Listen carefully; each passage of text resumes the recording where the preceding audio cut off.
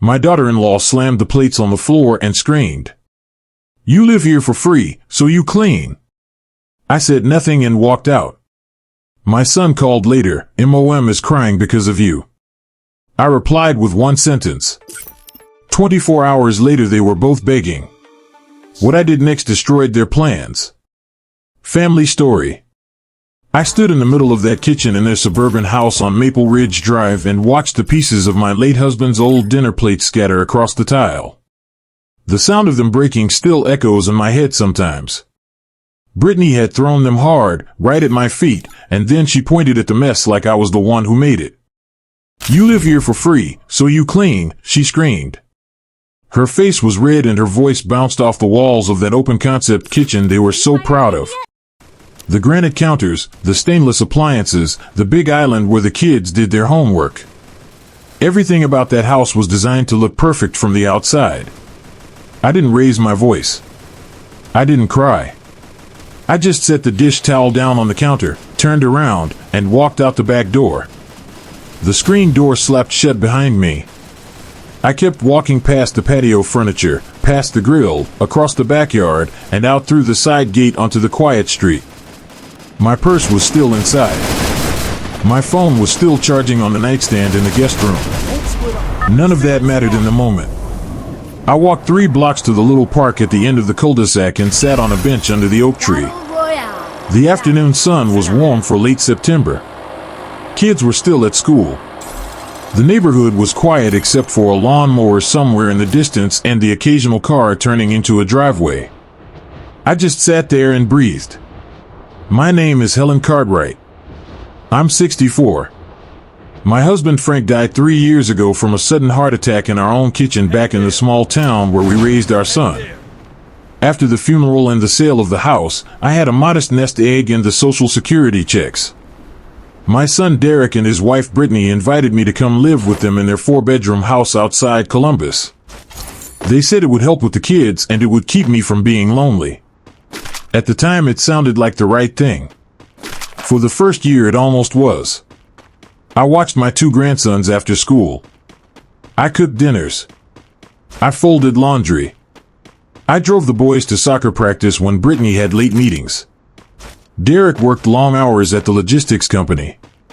Brittany managed a team at a marketing firm. They both seemed grateful in the beginning. Then the tone started to change. It started with small comments. Brittany would leave sticky notes on the refrigerator about the way I stacked the dishes. She would sigh loudly when I used the good coffee maker instead of the cheap one in the guest bathroom. She complained that my presence made the house feel crowded even though the guest suite had its own entrance off the garage. Derek mostly stayed quiet. He would give me these apologetic looks when Brittany got sharp, but he never stepped in. By the second year, the comments turned into rules. I was not to use the main living room after 8. I was not to do laundry on weekends because it interfered with their family time. I was expected to clean the kitchen after every meal even if I hadn't eaten with them. The free room and board came with a growing list of expectations that never seemed to include the word thank you. That afternoon with the plates was the breaking point. I had simply asked if she wanted me to wait until after dinner to wipe the counters because the boys were still finishing their homework at the island. Brittany snapped. She grabbed the stack of plates from the drying rack, the ones Frank and I had used for 30 years, and hurled them at the floor. I left without a word because anything I said would have made it worse. I sat on that park bench until the sun started to drop and the streetlights clicked on. Then I walked to the small diner 2 streets over, ordered a cup of coffee, and asked the waitress if I could use the phone. I called a taxi and went to a budget hotel near the highway. My phone started ringing around 9 that night. I ignored the first 3 calls from Derek. On the 4th I answered. His voice was tight. "Mom, where are you? Brittany is crying because of you. She said you walked out in the middle of a conversation and left her to clean up the mess. The boys are upset. You need to come back and fix this." I looked at the thin motel curtains and the flickering neon sign outside the window.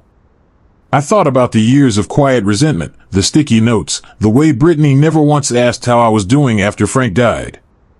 I thought about the plates that had survived every move of our marriage and now lay in pieces on someone else's kitchen floor.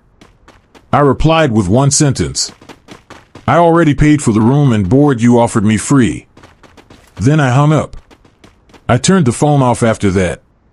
I slept better that night than I had in months. 24 hours later, the knocking started on my motel door. I looked through the peephole and saw Derek standing there with Brittany beside him. Her eyes were swollen. His face was pale. I opened the door but did not invite them in. Derek spoke first. Mom, please. We need to talk. Brittany is really sorry. She didn't mean it the way it sounded. Can you just come home so we can sort this out? Brittany's voice cracked. Helen, I lost my temper. The plates. I shouldn't have done that. The boys keep asking where Grandma is. Please come back. I stood in the doorway and listened to them. They were both begging. Derek kept glancing at his phone like he was waiting for a message. Brittany kept wiping her eyes with the sleeve of her jacket. I told them I needed a day to think. They left looking relieved, like the hard part was over. It wasn't. That evening I sat on the edge of the motel bed and opened the small notebook I always kept in my purse. Inside were the account numbers and the notes I had written over the past year. When Frank died, the house sold for a solid amount. After taxes and the mortgage payoff, there was enough left to live modestly. I had transferred a portion of that money into a joint savings account with Derek early on because he said it would help them with the down payment on the bigger house. Brittany had insisted the extra space was for me and the boys to have room to grow. I had agreed because I wanted to help my son. What I hadn't realized until later was that the money had been used as the entire down payment. The house was in both their names. The mortgage statements came in their names. My name was nowhere on the deed. I also found the emails. Brittany had forwarded me a few over the months for transparency. In one of them, she mentioned to a friend that once the boys were older, they would reassess living arrangements.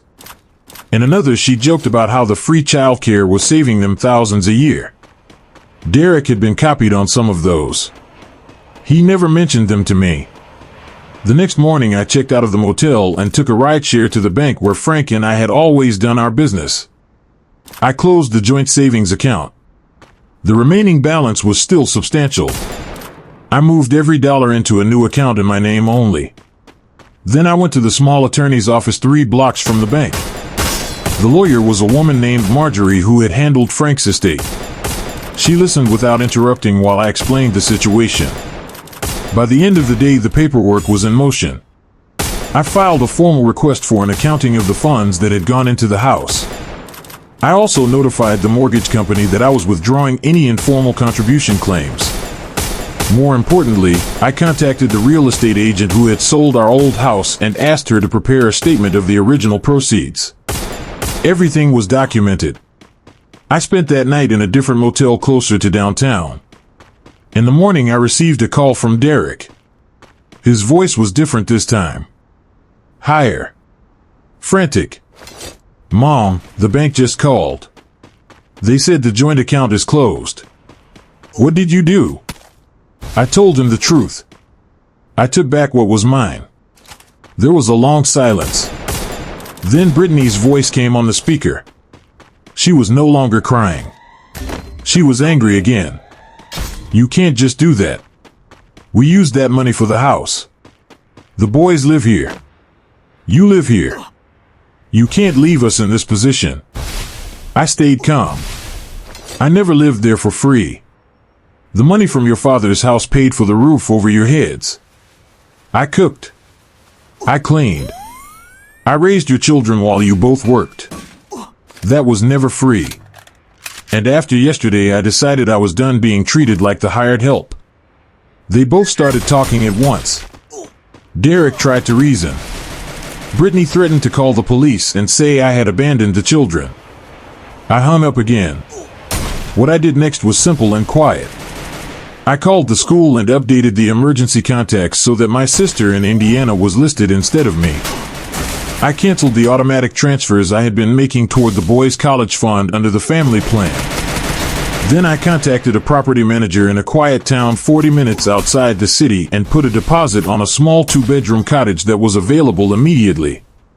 It was nothing fancy, 1 story, a little porch, a yard just big enough for a garden, but it was mine alone.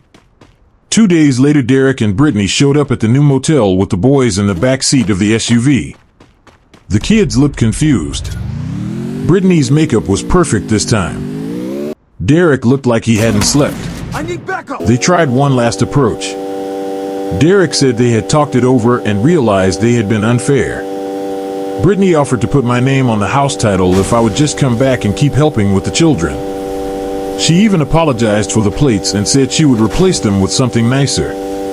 I looked at my grandsons through the car window. They waved. I waved back. Then I told Derek and Brittany that I would still see the boys on weekends if they wanted, but I would never again live under a roof where I was told I lived for free while I paid the price every single day. Derek's face changed when he realized I was serious. Brittany started to cry again, but this time it looked more like frustration than regret. They left without the dramatic scene I think they expected. I moved into the cottage the following week. The first morning I woke up there, I made coffee in my own kitchen and sat on the porch with the paper. No sticky notes. No raised voices. No plates on the floor. A month later I received a letter from Derek's attorney. They were refinancing the house because the sudden removal of the joint funds had affected their debt-to-income ratio. The letter asked if I would consider reinstating some of the money as a formal loan. I wrote back a short reply saying no.